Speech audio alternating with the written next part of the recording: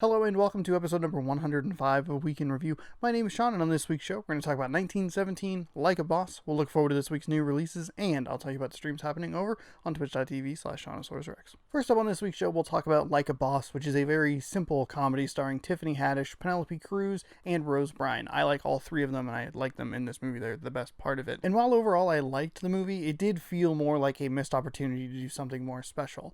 The plotline's pretty simple. We follow Tiffany Haddish and Rose Byrne. They play best friends who run a makeup shop. The two lead characters that we're following are super best friends. I loved the way that they built that up. Like their backstory and the way they are introduced is really endearing and interesting, and I believed it. I was like, man, they're just awesome. I think they bounce really well off of each other. But the problem is that they're really in debt. They're like $400,000 in debt. Selma Hayek's character comes in, wants to invest in their company. And while the deal from Penelope Cruz sounds good on the surface, it unfortunately ultimately tears the two of them apart. And that's what was such a big bummer for me with this particular movie, is it's just so like formulaic and generic. And one of the things that I kind of hoped for going into it was like, maybe they'll buck the trend, maybe they'll go in a little bit of a different direction. It doesn't. It just comes across kind of flat at times, and I was annoyed with it because the way they introduce the characters is great, and I understand that they want to set the stakes really high to where they've been best friends forever and they talk to each other all the time and they love each other and they've always been there for each other, and to watch this other person come in and be very manipulative and tear them apart is supposed to show like how far they've fallen from each other. It just rings false because I didn't believe it. I didn't buy that this sort of thing would rip them apart the way it did. But if I'm supposed to believe that, why would I believe that they've been friends for so long? Like, it seems like something else would have happened in the past that would have given them a rough patch. But even if you take that idea, if you're like, okay, well, they're still friends now, but they've had rough patches, you figure they would be able to like get through this pretty easily. I don't know. It's just, I wanted it to do something different. I wanted it to go in a different direction. And my thought was like, hopefully during this movie, maybe they'll have like a small little bump, but they'll go like, hey, we're better together. We need to try and best this person and get our company back. Something like that. Make it like a weird, like almost like hijinks comedy. Even with how generic it was, I still enjoyed it enough. I liked the three main leads. I thought they were very funny. I thought they bounced off each other well. I thought Penelope Cruz especially really seemed to be having fun playing this like very like devious, devilish, evil character. Like, she's not like the most evil person in the world, but she definitely has a mean streak to her that I thought was like fun enough, and she seemed like she was having a good time with it. Rose Byrne and Tiffany Haddish bounce well off each other. The secondary characters are cast well and are funny. They add to the scenes that they're in. I think they're engaging and interesting. They do tend to fall into the more formulaic aspects in some points, especially the three best friends that they have. They go to like a baby shower early in the movie, and it's supposed to be like the five of them are friends, three of them have families, and they're kind of on their own. And they bring up an interesting aspect of like them talking about their families, and they kind of make Tiffany Haddish and Rose Byrne's characters kind of question their decision, like, are they going in the right direction with their makeup company instead of doing the family route? And like, it poses like an interesting question, but it doesn't really do anything with it. It wraps up kind of formulaically, and unfortunately, two of the best scenes in the movie were spoiled in the trailers, which is really unfortunate.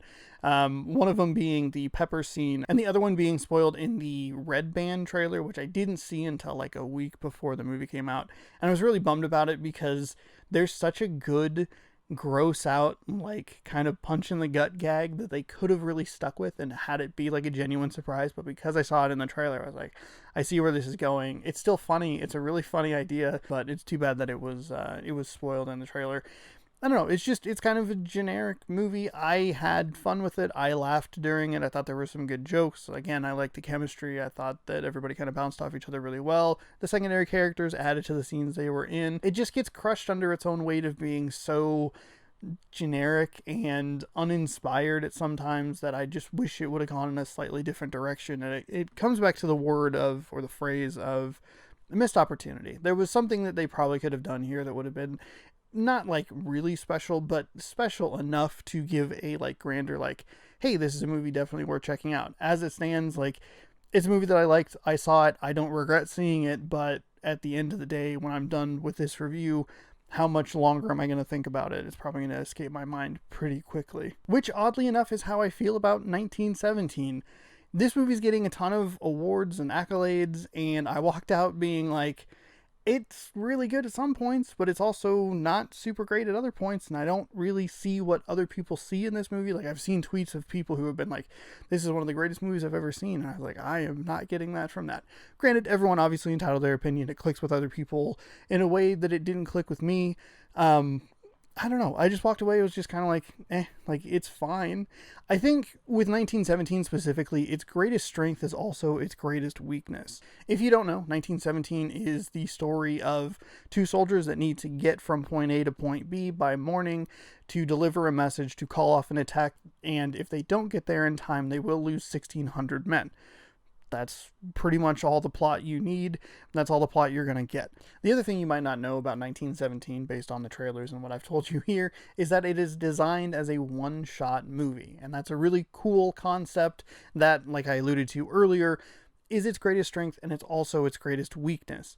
The cinematography is incredible to watch. I love the long take stuff. I love the way the camera moves. It pans in front of him, it pulls behind him, it goes up and down and all around in a very interesting way. That sounds like a really lame way to explain it, but it's fascinating to watch and it's fascinating visually. And it also lifts the material itself up quite a few notches.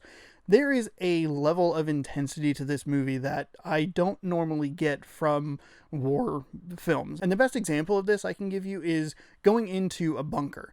Because we are trailing the characters, we don't have any additional information. And typically in movies, when you follow someone down into a staircase, as soon as someone hits the door, they would immediately flip to an internal shot that points out towards the door, a reverse shot, giving you, the viewer, an expanded look at the environment that we're working with, giving us, the audience, a little bit more information. Because we follow these characters down into a bunker, we don't have any extra information. We know what they know, and we see what they see. They have like flashlights on their guns, and so the area that's already dark is extra dark, and we're only looking where they're looking, and we only, again, have the information that they have. It is searingly intense, where there's a point where you follow him kind of through this bunker a little bit, and one of the characters looks down a hallway, and internally in my head I was like, no, I don't want to. Please, sir, don't go down that hallway, because I don't want to go down that hallway with you. And it's just that level of like, I don't have any extra information to help prepare myself for what might be coming. And the idea of going down a hallway in this film is terrifying. And I think that's what it does so well, is it ratchets up the intensity in a way that I haven't experienced with a lot of other stuff. They also do a tremendous job in lulling you into a false sense of security. There are 3 separate times where a loud noise goes off, and even the one that's in the trailer goes off like a couple beats too early, where I was like, okay, I recognize this from the trailer. There's going to be a gunshot. It's going to go. Oh, it went off. It already went off. Oh God, that was startling. The lady sitting next to me, cheeks left the seat 3 separate times. And it's the way it's shot that makes it so like intense. And even going back to that bunker thing, there's something that happens in there where you go like, oh, it's gonna, and then shit just goes haywire at a moment's notice, and it's really well done, and I liked that aspect of it a lot. Where the film struggles the most is in its pacing. It's super odd and kind of clunky in spots where it's like setup, travel, intense sequence, more travel, intense sequence, travel sequence, intense sequence, travel, intense, travel, intense, and it kind of follows that sort of flow throughout the movie. But my biggest problem with it is because they've elected to do it as a one-shot film, we're kind of stuck during those travel sequences, and they don't do enough to make it feel like it's worthwhile. I never felt like they ever expanded the characters all that much. They kind of try early on, but I never really grew to be attached to them at all. I can't even tell you their names. I think they only reference their names a couple of different times. There's actually very little dialogue in this movie. But even the dialogue that's there, isn't particularly interesting, and it's kind of just monotonous to like get you from point A to point B, including a sequence at the end that is so infuriating to me, because throughout the whole movie you've had it pounded into your head that I have to get to this point by this time. I have to go. And you have that ticking clock in the back of your head. You also have the idea that like anything can go wrong at any given moment, so any sort of slow down and like kind of stopping moment is like, okay, there was somebody like right behind you, shit is keeping me on my toes here, you need to move, like this is not a good place for you to stop and like have a conversation. And that's what happens right at the end, where all this stuff was in the back of my head and I was sitting there, and he just has this incredibly long, slow conversation. It's not just that there's a lot of dialogue. It's that as he's acting and as he's like pulling stuff from his kit, he's handing it over so slowly and unscrewing the lid so slowly. And it's like, there is a time limit that has been pounded into my head. Why do you not have any level or any sense of urgency right now? It drove me nuts, where it just took too long in a way that felt unbelievable. I was like, you've completely lost track of time. Have you given up? Are we quitting? Like, what's going on here? Why are you all of a sudden just like, well, that's it. I'm done, going home. See you later. It didn't work, and it really annoyed me. But the slower parts are just such a chore to get through. There are also a couple sequences that just don't look very good. There are 3 specific parts that 2 of them are very clearly on green screen, and the movie does a really great job of giving you these seemingly like big and expansive areas, and if they did green screen, it was far enough in the back to where you weren't really paying attention. It wasn't the focal point of what you were looking at. You're looking at something closer to the camera that's easier to, put a green screen in 300 yards in the background rather than 10 feet behind them. But there are 2 sequences where they are very clearly walking near a green screen, and it's because of the way that the camera moves. The weird thing about green screen is this is something I noticed with It's Always Sunny in Philadelphia. Because of the way they shoot their show, it's a very mockumentary style. The camera moves a lot. When you try to like replicate that with the green screen, you try to match the movements of the camera, it's never quite right. I think it's off just a little bit. And there are a couple sequences in this movie where somebody's walking and it's clearly a digital effect and it just looks off and it's super weird. There's also another sequence that just feels like it's on a movie set, and I don't know how to describe it. Like, I really struggled trying to figure out how to put that into words, but that's the best I can do. It's just, it has a really weird feeling to it where the camera goes out of a building and it drops down like a floor to the ground level, and as it's kind of dropping down, I'm like, I don't feel like I'm in a city. I feel like I'm in an enclosed studio and they're shooting this. It was really weird, and it just stuck out to me. What's unfortunate is that sequence is really cool because of the way they do the lighting. It is lit exclusively by like flares and fires, and it's really cool, and the idea is interesting, but it just felt a little bit off. But I still enjoyed watching it for the most part until I started to think about it and try and pull it apart in my head and figure out what I liked and what I didn't like about the movie. I really only liked the cinematography and how it raised everything else up. But if you take that part away and you don't talk about that at all, I don't really have a ton to say about the movie. I don't really remember any of the characters. I never really cared about them all that much anyway. There are moments that are really slow and monotonous and boring. There are parts of it that are incredibly intense, but it's really just because of the camera work, so that feels like I have to remove that argument out as well. It's just, when I started to kind of pull it apart in my head, I was like, there's not a whole lot here. It's a movie that looks really cool and is interesting visually, but outside of that, it doesn't really do all that much to be more than like a very generic war movie. Finally, on this week's show, we'll take a look at the new releases. Still another light week. Zombieland Double Tap is on Blu-ray. The Gentleman, the new Guy Ritchie gangster comedy, is in theaters. On the game side, we have Rugby 20.